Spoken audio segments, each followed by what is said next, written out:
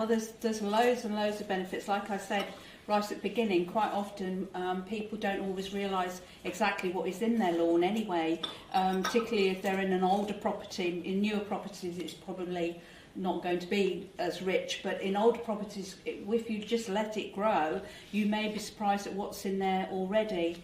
I think the other thing that we don't always think about, and I'm sure John can probably expand on this, is the fact that we like to see the butterflies, we like to see moths and things like that, but we forget the stage before that they need, which is majority of them feeding on grasses.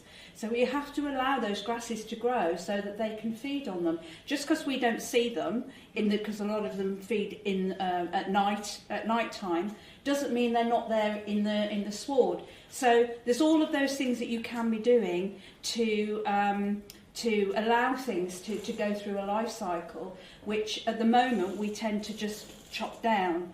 And I think that, it's great that we're now expanding it on to June. Mm.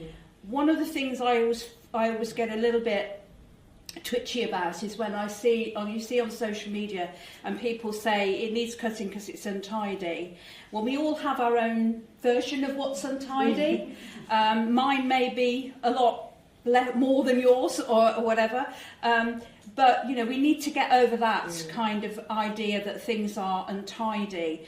And because what is tidy anyway, and we traditionally with our striped lawns and things like that, which look beautiful, I must admit, but they're not doing biodiversity any good, and they're not doing the soil health any good, and there's all of these other things. So it's important to think about all of the other creatures that are living. Somebody explained it to me in a way which I thought was quite good. If you imagine a sward like this that's been cut by a lawnmower, then really that's like a bungalow.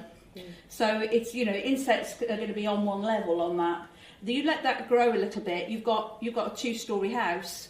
Let it grow a bit more. You've got almost like a flat, just flats. Do you see what I mean? It's that kind of. So things will be living at different stages.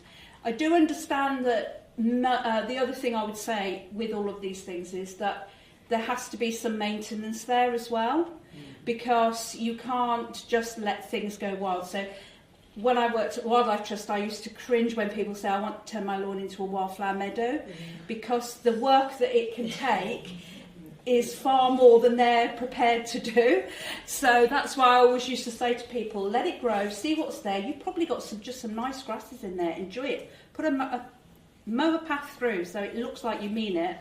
It's meant to be, and then allow those things like butterflies and moths and stuff to live their life cycles. Thank you. So Claudia, did you want to? Does anyone want to hear about the history of why we have perfectly mown lawns? Yes, I like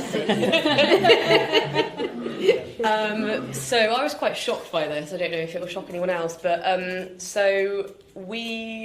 when people had these sort of really big manor houses, and still when we were enslaving people, but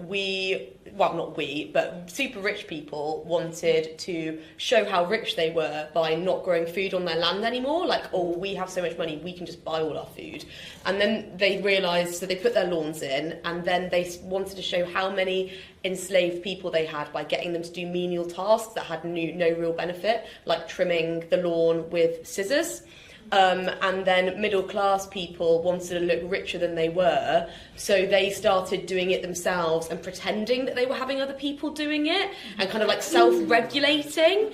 And this is where this whole idea of like, oh, a perfectly manicured lawn is like really, it shows that you can be really rich, and it's like this status and wealth thing, but it all comes back to this quite like toxic thing. Just trying to dominate over people and dominate over nature. Well, I think it's a very British thing, isn't it? That we have a lawn with our beds around the outside. And then right, well, move on. They're not coming round to look at your lawns. Can I just add one little thing though? If you've I've got a small garden, and we do keep ours cut. But one of the benefits of us doing that is the fact that we've got mining bees which prefer short sward. So sometimes it's a mixture, it's a mosaic. It doesn't have to be one or the other. So if you do like a mown lawn, it is not the end of the world. you're not anti-wildlife or anything like that. There's lots of other things you can be doing. And the other little caveat to that is that different times of your life, your garden will be different, used for different things. So if you've got children, then it's going to be a playground, and it's going to probably have a trampoline in these days and things like that. Then as you get older and you've got more time and you like spending, it's going to look a bit RHSE and everything else. And then as you get older again, you're probably going to go low maintenance. So there's different stages at different times. So I'm not saying everybody should let everything grow crazy. There can be that thing, and that's my excuse.